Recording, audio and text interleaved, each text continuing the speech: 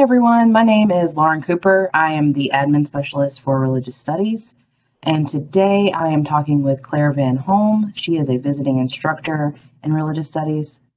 Claire, can you tell us more about yourself and a little bit about what you're working on this semester?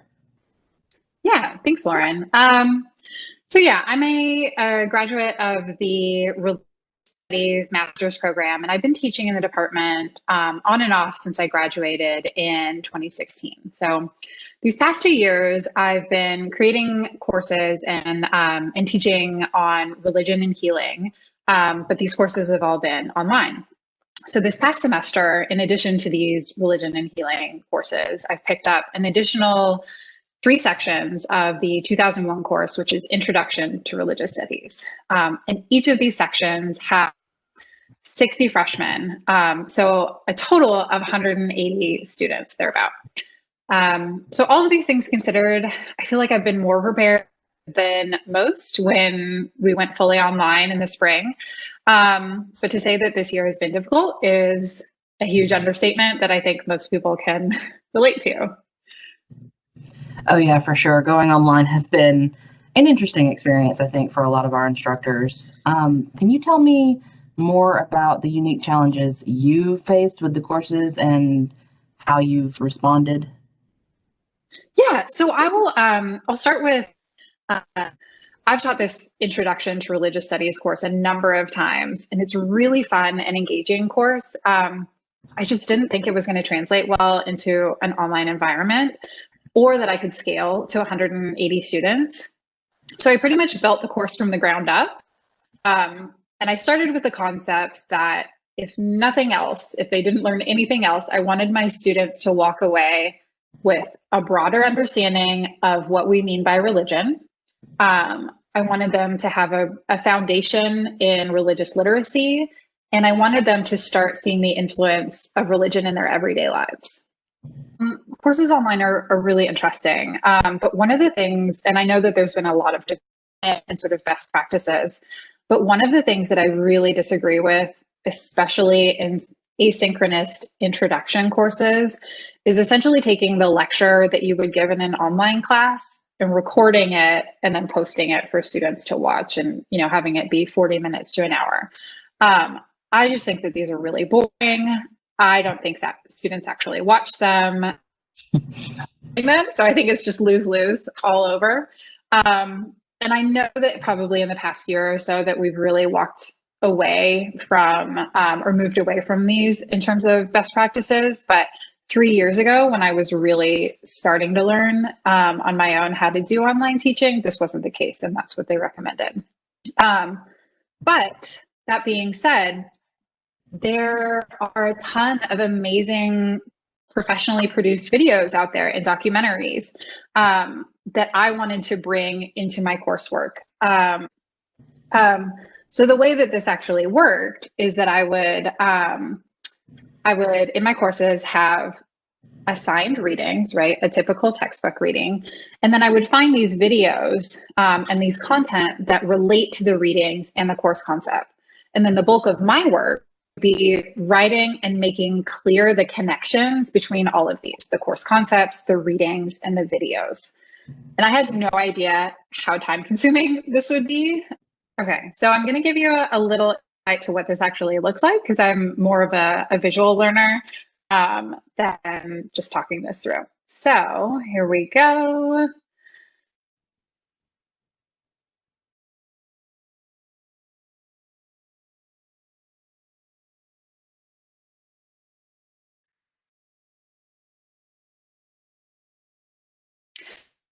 Okay, so I'm a learner. Sometimes think it's easier to show what a class looks like instead of describing it. So right here, I'm going to walk you through what the course looks like from a student's perspective. I should also mention that this course is completely asynchronistic. There are no class-wide meetings, and students consume the weekly content at their own pace, although there are little mini assignments and quizzes that are due by the end of the week to make sure that they've at least done the minimum. and I think I mentioned this, but the bulk of the course material is made up of 3 types of content. There's the assigned readings, the videos that I embed into the modules, and then there's content I write that connects these 2 forms and highlights the main themes and take away from the class. So each week I start with a quick quiz check-in. It's not really, I think I call it a pretest. I think that's at some point what the Mastering Online Teaching course called it, but it's not a test, it's not a quiz, it's really just a survey to start students thinking about what they already know. And it starts the reflection process. It's anonymous, it's not worth anything. The goal here is metacognition. I want students to start thinking about their own thinking, and then we wrap up with a post-test reflection at the end of the module. Next, we move into the module goals and the sort of student learning outcomes for this week. I'm not sure if students actually read these, but it really helps me clarify beginning of what I want students to walk away with and making sure that all of the content is in an alignment with these goals. Some of the student feedback that I got this semester was that students want me to insert a small video here where I introduce the module and do a quick overview. So I'm going to be integrating that next semester. And next we start with the content.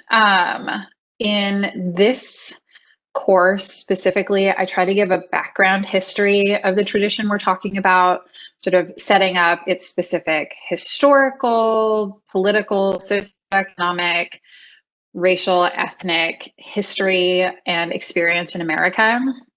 This is important here, not that I didn't want just to record an hour-long lecture, but with these videos that I'm including, it's just amazing content out there that's provided. It's succinct, it's engaging, and this is a way for me to integrate the voices of community that we're studying from their own perspective.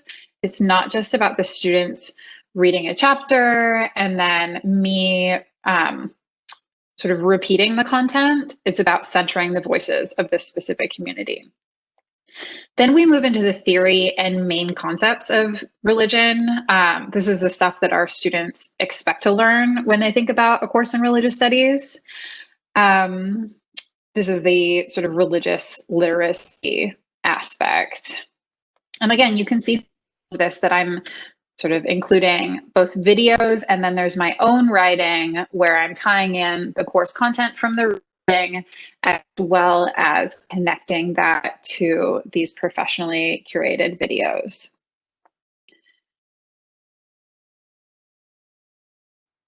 And then we wrap up with understanding how we see these religious traditions, not just in this sort of abstract concepts. We can see these traditions and their influence in the world around us. Like, what are their influences on politics, on activism, on art and culture? How do we see these traditions showing up in news events? These are not religion is not a static thing. It's ever changing, it's ever present. I want students to walk away being able to identify when they're scrolling through TikTok, when they're scrolling through Instagram, or they're watching the TV and reading the news. How are they seeing what they've learned in this class? How can they apply it to their everyday lives? So all of this content is working towards these overarching goals of the course, which is broadening our understanding of religion, getting a little bit of religious literacy and foundation, and understanding the influence and presence of religion in our everyday lives. We wrap up with a reading guide. This is just reminding students what the reading is and helping, giving sort of a guideline for what I want them to focus on in the reading, and not them trying to just memorize every single thing that's in there. We do a sort of quiz and sometimes just tiny little assignments to make sure that they have connected to the material, or again, it's sort of in alignment with what I want them to walk away from with this module this week, and then we do a quick post test. This is again focusing on, I don't want students to just be passively consuming the material. I want to continue to encourage them to reflect on how their thinking has changed, and where they began at the beginning of the week and where we're ending, and how their thinking has changed throughout this week. So that's what a week's worth of content looks like.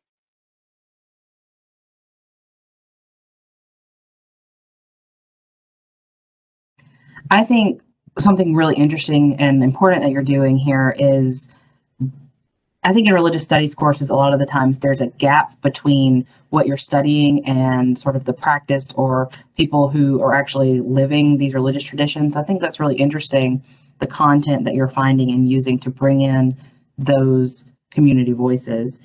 But I know that you've also been trying different things out, implementing different kinds of assignments over the past few semesters. Can you tell me about some of those? Right. So when I was first figuring out how to build out online classes, one of the major weaknesses that I wanted to address was figuring out the role of community.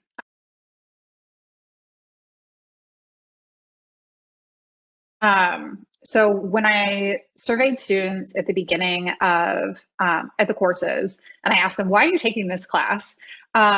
They said that, one, they really wanted to be able to approach the course at their own pace, and especially at their own time. So Georgia State is amazing in that a number of our students are doing more than just being full-time students. They're working full-time.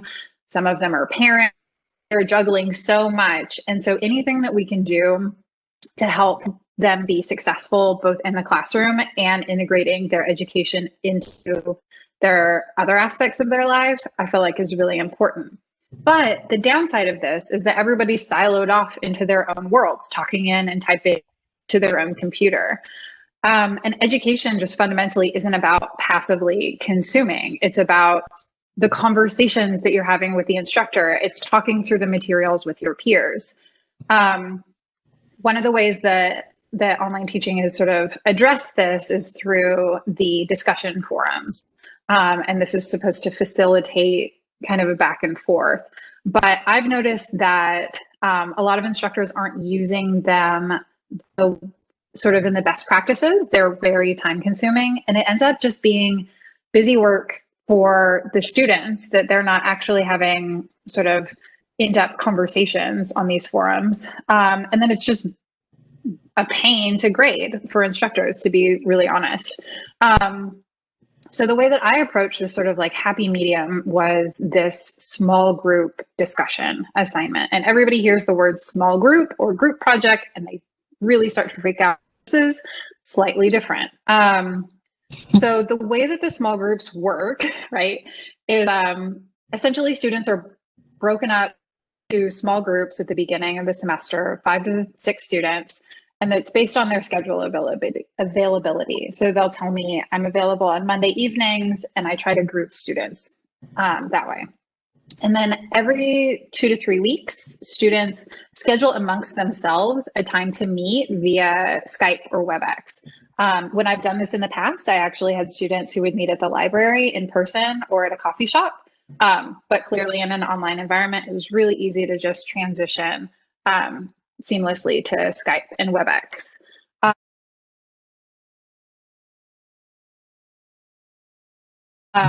So the point of these groups is threefold. First, I wanted there to be a little bit of student accountability and actually doing the readings and keeping up with the content.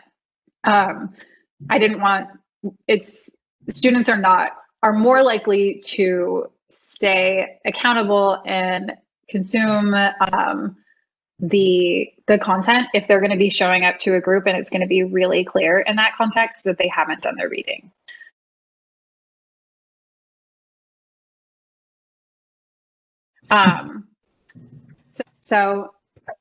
Next, it's facilitating a low stakes and to work through the material And this is really filling that gap of the conversations that you would be having in an in-person course that's more fluid and organic. And the point here is that I don't need to be there as the instructor. So students that are more shy and wouldn't necessarily speak up in a classroom of 30 have the opportunity to work through the material once they've built up community with 4 or 5 people. And I just generally think that talking through material is really helpful for students on all perspectives. Just being able to articulate that you don't understand something is learning for those students. And then also having other students that might understand the content be able to articulate and explain it. That's a process of learning too. Finally, most importantly, is that these small group discussions create a sense of community and a space of collaboration for students.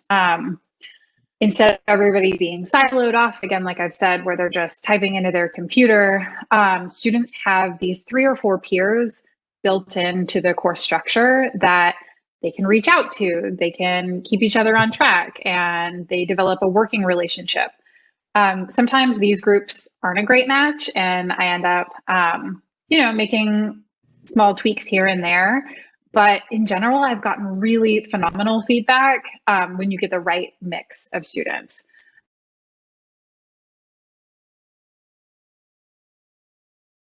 So the way to,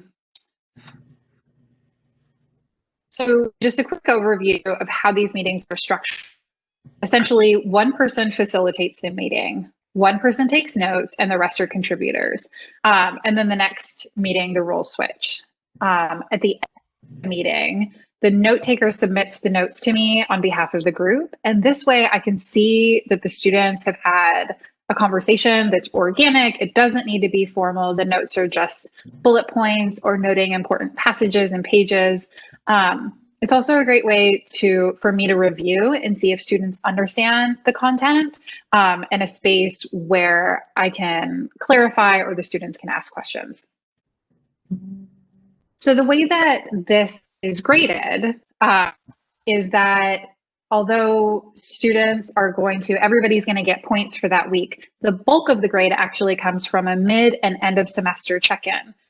Students do a self-evaluation and a peer evaluation. They're going to be reflecting on how much everybody has contributed, how much they've showed up, where they can improve, and then also gives me insight into how the group dynamic is working or not working. So in this way, it's both an individual grade and a group grade. The individual part is about 70%, where the group grade is only 30%. And I haven't really heard of anybody else who's doing these type of group discussions, but I found them to be really effective just on self-reporting. And for the moment, I'm actually running a research study in my 2001 courses, and I will be in the spring as well, where I'm going to be doing a survey and collecting data about whether or not this assignment is actually effective in student outcomes and understanding, as well as if it creates that sense of community and peer support. So we'll see how it goes. I think too, yeah, it really creates that classroom environment with the pandemic and everything else, just teaching online, that I think a lot of students miss. And in addition to creating that accountability, it makes you feel like you actually took a class, which I think, I've heard students say, like, it's just different. Learning online, it doesn't feel the same for a lot of reasons. And so I think that's really neat that you're creating that, classroom experience with these groups. Let's see. My next question is, I guess, do you have any advice for other instructors that are going through the same thing, working through online learning environments, especially, for a lot of instructors, this is pretty new. So as a seasoned pro, do you have any advice or any other thoughts or ideas that you'd like to share? Yeah, I'm in a particular intersection where my personal passions are on digital pedagogy and course design. So this is a really exciting space for me to sort of play and learn about how people learn, and translating that into a new environment. Over the course of, I don't know, 6 or 7 semesters, I've done a lot of experimenting with different assignments. I would just really encourage instructors to take advantage of the sort of innovations in technology and figuring out how we can incorporate them into our courses, not just as, something new because it's new and shiny for its own sake, but how we can use this technology in a digital environment to help our students have a deeper understanding of the content. So some of these experimentations have completely failed and I will never do them again. And others have worked out really well. And I just kind of continue. I am learning from my students and I just continue to tweak it and figure out where they are and how I can help them through this process. I would say that one day COVID will be under control and we'll be back in in-person classroom. But online teaching and digital pedagogy they're not going away. And if anything, having the world get turned upside down has really shown where the gaps are in how we're addressing or not addressing the needs of our students. And honestly, how we're not serving ourselves as instructors or teachers either, or not sort of reevaluating and tweaking as we move forward and learning or growing. Doing what we've always done isn't going to cut it anymore. But there are these really amazing opportunities to use new tools in beneficial ways to make us more effective teachers and to better serve our students. I agree. I think that's a really interesting point because I think a lot of people have had their traditional teaching methods kind of shaken up and are sort of identifying some of the things that are not working. And I agree, trying new things for the sake of trying new things is an approach, but I think, seeing what you can do with the options available to you to sort of bring that content to life is just really amazing. So I think you're doing a really amazing job. And thank you for talking with me. Is there any final comments? Yeah, I think just in terms of wrapping up, what I really love about the religious studies department, and a plug for the department again, is the sort of flexibility and freedom that I've had to and support to pursue my own passions while also meeting the needs of the department and our students. So I love the conversations that we have in the department and the support that I've gotten. And there's so much interdepartment opportunities and really amazing faculty in CEDL that have helped me grow as an instructor. So I'm really glad that Georgia State offers those. And I would really encourage anybody who's just struggling or just wants to continue to build out their skill set to really take advantage of those programs. Awesome. Well, thank you for talking with me today, taking the time. You're so welcome. Thanks for having me. It's always nice to be able to share what I'm doing in my own little office over here. Oh yeah, for sure. And thank you for all the helpful tips that I'm sure a lot of instructors can really get a lot of use out of. But if there's nothing else, I guess we can sign off. All right. Thanks so much, Lauren. Thanks again. Bye.